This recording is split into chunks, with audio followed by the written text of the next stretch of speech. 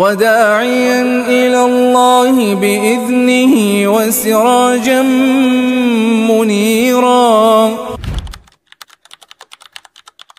আব্দুল্লাহ ইবনে সালামের ইসলাম গ্রহণ প্রসঙ্গে সম্মানিত ভাই ও বোনেরা, যারা সিরাজুল মুনিরার চ্যানেল দেখেন এবং সিরাজুল মুনিরার পেজ দেখে থাকেন, তাদেরকে লক্ষ্য করে আমি আর কয়েকটা বিষয় নিয়ে আলোচনা করব।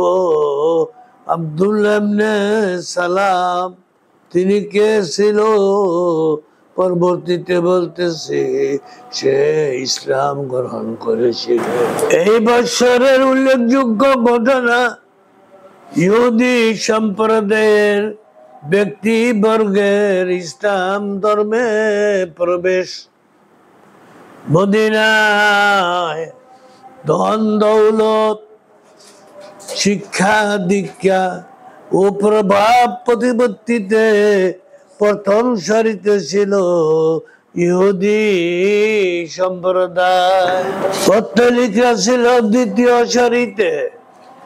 ইতিপূর্বে মদিনার আউস ও খাজরাজ পত্তলিক গোত্রদের লোক আউস ও খাজরাজ গোত্রদের লোক ইসলাম ধর্মে প্রবেশ করে। নবী করিম সাল্লাল্লাহু আলাইহি সাল্লাম মদিনায় পদার্পণ করলে মন্তর গতিতে এবং নগণ্য সংখ্যায় হলেও ইহুদি সম্প্রদায়ের লোক ইসলাম ধর্মে প্রবেশ করে। মুহাম্মদ মুস্তাফা সাল্লাল্লাহু আলাইহি সাল্লামের মদিনায় পদার্পণের সঙ্গে সঙ্গে ইহুদিদের বিশিষ্ট বিজ্ঞ আলেম আব্দুল্লাহ ইবনে সালাম ইসলাম গ্রহণ করেছিলেন। বেদায়া ওয়ান নিহায়া, তৃতীয় খণ্ড, 170 নম্বর পৃষ্ঠায়। সিরাতে ইবনে হিশাম, প্রথম খণ্ড, 379 নম্বর পৃষ্ঠায়। বুখারী শরীফ, প্রথম খণ্ড, 168 নম্বর পৃষ্ঠায়। 3798 নম্বর হাদিস। হযরত আনাস রাদিয়াল্লাহু আনহু থেকে বর্ণিত, তিনি বলেন, আন্না আবদুল্লাহ ইবনে সালাম বালাগাহু মাকদামুন নাবিয়্যা সাল্লাল্লাহু আলাইহি সাল্লাম মদিনাতা আল আখিরুল হাদিস। আব্দুল্লাহ ইবনে সালাম রাদিয়াল্লাহু আনহু নবী করিম সাল্লাল্লাহু আলাইহি সাল্লামের মদিনায় আগমন সংবাদ অবগত হওয়ার সঙ্গে সঙ্গে তার খেদমতে উপস্থিত হলেন এবং আরজ করলেন, আমি আপনাকে 3টি বিষয় জিজ্ঞাসা করব। কয়টি বিষয়? 3টি বিষয় জিজ্ঞাসা করব, যার সঠিক জ্ঞান একমাত্র নবীরই থাকতে পারে। 1 নাম্বার, কিয়ামত নিকটবর্তী হওয়ার আলামত কি? 2 নম্বর, বেহেশত লাভকারীগণের আতিথেয়তা সর্বপ্রথম কি বস্তুর দ্বারা করা হবে? 3 নম্বর, সন্তান পিতার বা মাতার আকৃতি লাভ করার সূত্র কি?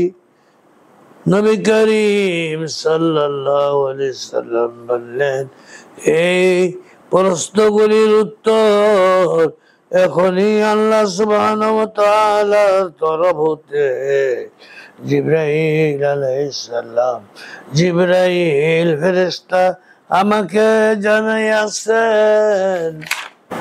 আব্দুল্লাহ ইবনে সালাম বললেন, ইহুদি তো জিবরাইলকে শত্রু মনে করে থাকে।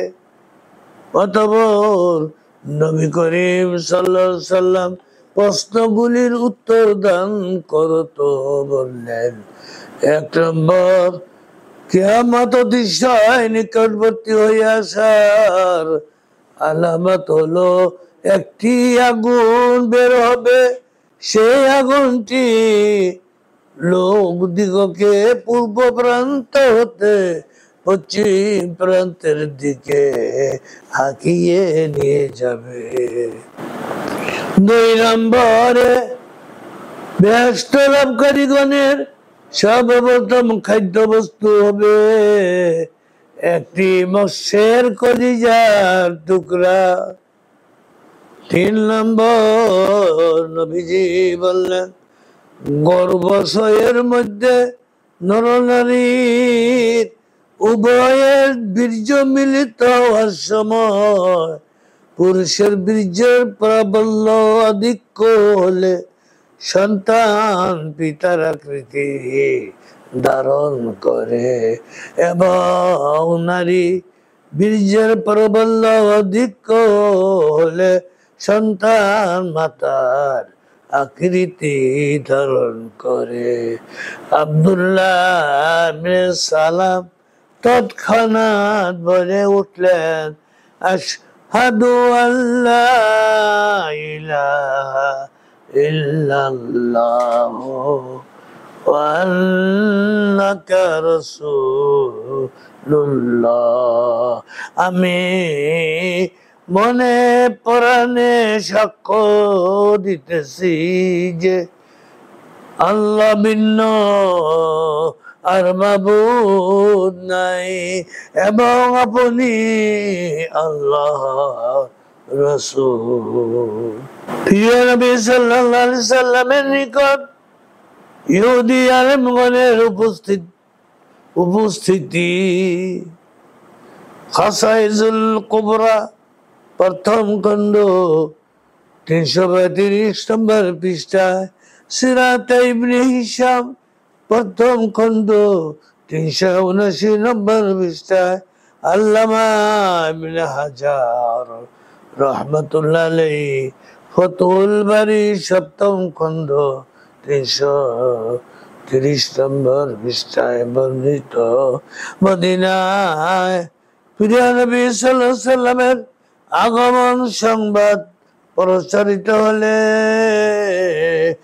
তথাকার সংখ্যাগুরু আধিপত্য ও প্রতিপত্তিশালী জাতি ইহুদিদের আলেমগণ, যারা পূর্ববর্তী আসমানি কিতাব মারফত নবী করিম সাল্লাল্লাহু আলাইহি সাল্লাম আবির্ভাব সম্পর্কে জ্ঞাত ছিল, তারা নবী করিম সাল্লাল্লাহু আলাইহি সাল্লামের কাছে উপস্থিত হয়েছিলেন এবং নিজ লোকদের নিকট ফিরে এসে তাদেরকে বলেছিলেন, ফালাম্মা রাজা ক্বালা লিকাওমিহি আতিউনি فإن هذا النبي الذي كنا ننتظر। তোমরা সকলে আমার কথা মানো, নিশ্চয় তিনি সেই নবী করিম যার আবির্ভাবের অপেক্ষা আমরা করতেছিলাম। কিন্তু তাদের ভ্রাতা হুয়াই ইবনে আখতাব, সেও তাদের অন্যতম বিশিষ্ট সর্দার ছিল। সে ভ্রাতার উক্ত সিদ্ধান্তের বিরোধিতা করল এবং সর্বসাধারণ তার সমর্থনকারী হয়ে গেল। ইহুদি আলেমগণ যদি সমবেতভাবে তাদের উপলব্ধিকৃত সত্য উপেক্ষা না করত এবং মুহাম্মাদুর রাসূলুল্লাহ সাল্লাল্লাহু আলাইহি সাল্লামকে রাসূল রূপে বরণ করে নিত, তবে গোটা ইহুদি সম্প্রদায় ইসলামের ছায়াতলে ছুটে আসতো। এই বিষয়টি বুখারী শরীফ প্রথম খণ্ড 562 নম্বর পৃষ্ঠায় 3800 নম্বর হাদিস শরীফ হযরত আবু হুরায়রা রাদিয়াল্লাহু আনহু থেকে বর্ণিত। তিনি বলেন, আনিল নবী সাল্লাল্লাহু আলাইহি ওয়াসাল্লাম قال قال لو آمن بي عشرة من اليهود لآمن باليهود। অর্থাৎ নবী করিম সাল্লাল্লাহু আলাইহি ওয়াসাল্লাম বলেছেন, ইহুদিদের মধ্যে তাদের আলেম শ্রেণীর 10 জন লোক এমন বিজ্ঞ জ্ঞান ছিল, সেই 10 জন লোক আমার প্রতি ঈমান আনলে আমার প্রতি ঈমান আনত। আখিরু দাওয়ানা আনিল হামদুলিল্লাহি রাব্বিল আলামিন।